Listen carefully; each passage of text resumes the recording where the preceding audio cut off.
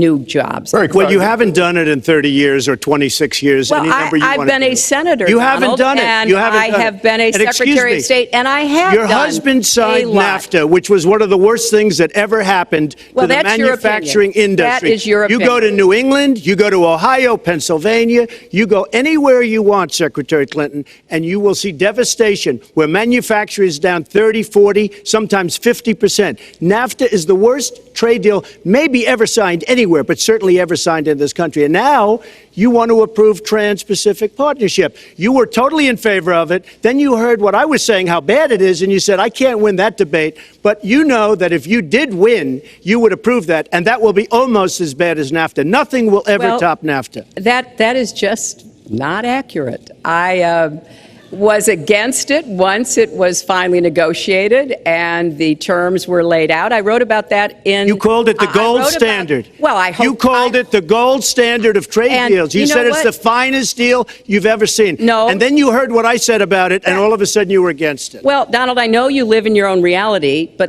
that is not the facts. The facts are, I did say I hoped it would be a good deal, but when it was negotiated, which I was not responsible for, I concluded it wasn't. I wrote about that. So is it President Obama's fault? Is it President Obama's fault? Even announced. Look, there are Secretary, is it President Obama's fault? There are because he's pushing it. There are different views about what's good for our country, our economy, and our leadership in the world.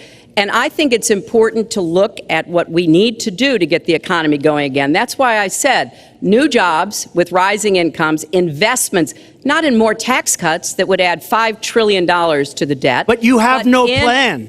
Oh, I do. Secretary, in fact, you have no plan. A book about it. It's called Stronger Together. You can pick it up tomorrow. That's about all you... Folks, at the bookstore or at an airport near you. We're going to move to... But it's because I see this. We need to have strong growth, fair growth, sustained growth. We also have to look at how we help families balance the responsibilities at home and the responsibilities at business. So we have a very robust set of plans, and people who have looked at both of our plans have concluded that mine would create 10 million jobs and yours would lose us 3.5 million jobs and explode You are going to approve one of the biggest tax cuts in history. You are going to approve one of the biggest tax increases in history.